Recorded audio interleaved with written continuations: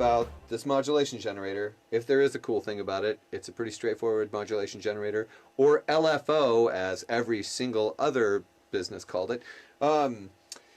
They allow you to change the shape of the waveform. It has a variable wave shape for the waveform of the modulation generator, or LFO. Okay, that's saw. That is triangle. And this will be ramp.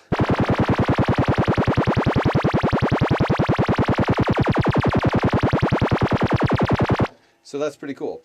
You can do the same thing with the square wave, but the square wave is not accessible simply via using knobs. You have to get the square wave out of the patch bay, and when we go to the patch bay, I'll show you how to get the square wave. But without using the patch bay, you are restricted to the triangle wave, the sawtooth wave, and the ramp wave, which isn't that big of a deal. But of course, you'll always be able to use the patch bay, unless your patch bay has been cut off for some reason.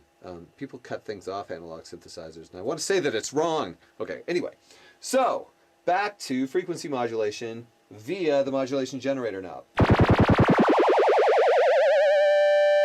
So we also have another knob down here, which is the EG1/X knob. Without something being plugged into the patch bay, EG1, envelope generator 1, controls the pitch of both oscillators. For example,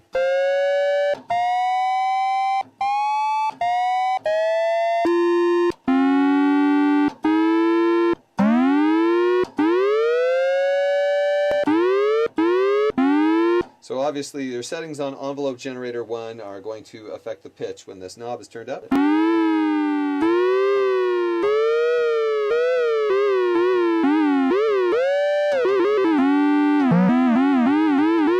Now you can imagine how cool that would be if they had a frequency modulation section for both oscillators, because you could have, you know, one oscillator going up to the pitch, one oscillator coming down to the pitch. It would be a really neat effect.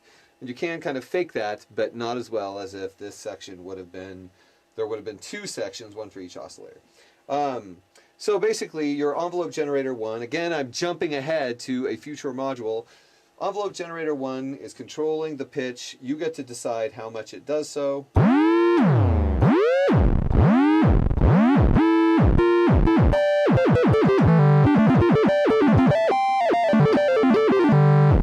Also, there is a delay time on envelope generator 1, so that effect does not necessarily have to happen immediately, for example.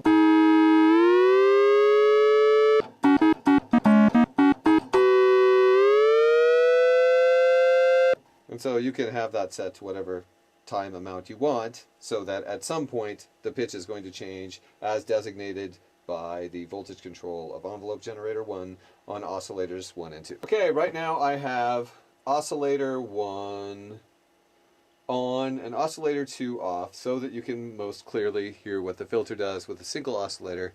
Then I'll turn the other oscillator on so you can hear that too.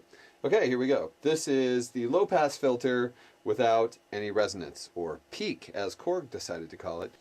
Here's oscillator 1 saw wave through the low pass filter without resonance.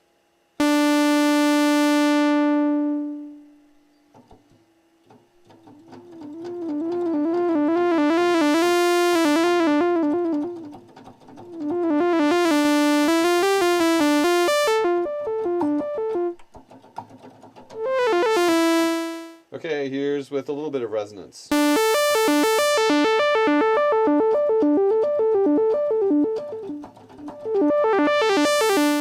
Here's with a lot of resonance.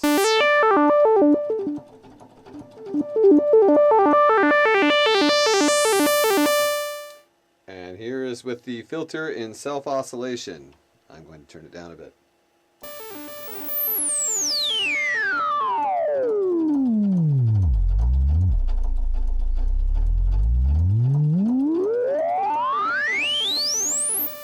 Okay, that is the low pass filter. Here is oscillator 1 set to a saw wave going through the high pass filter with the low pass filter all the way open, the high pass filter without resonance.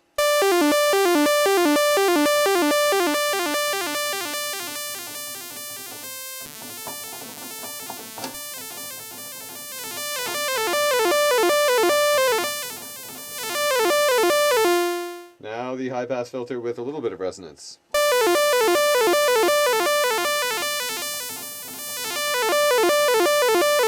And a medium amount of resonance.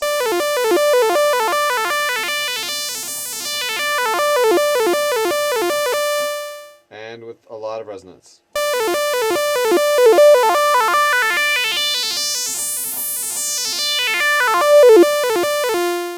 And in self-oscillation.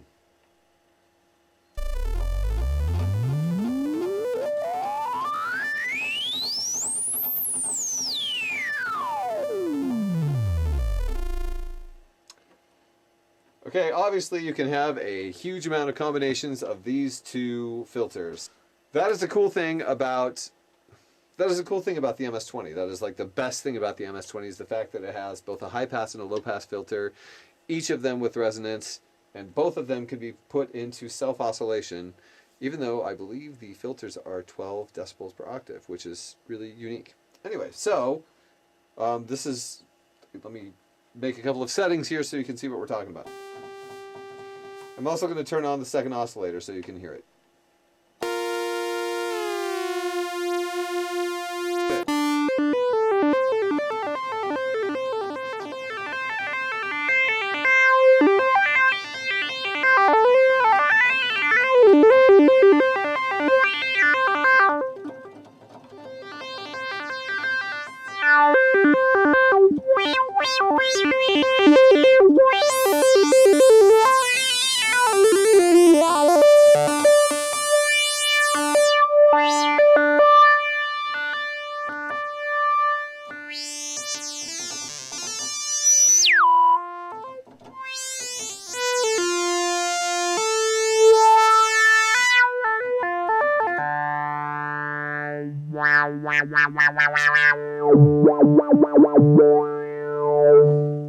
So you can kind of hear all the cool things that you can be doing with those knobs, even just doing those knobs.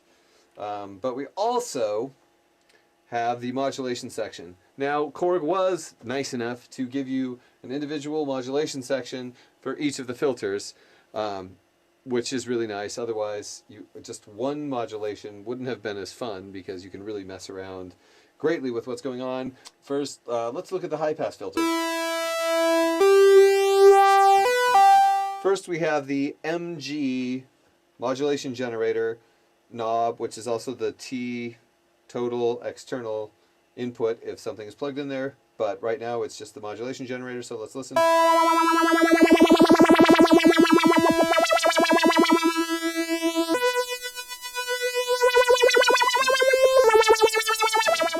I'm just adding resonance to it and playing with different settings of the cutoff point and the resonance.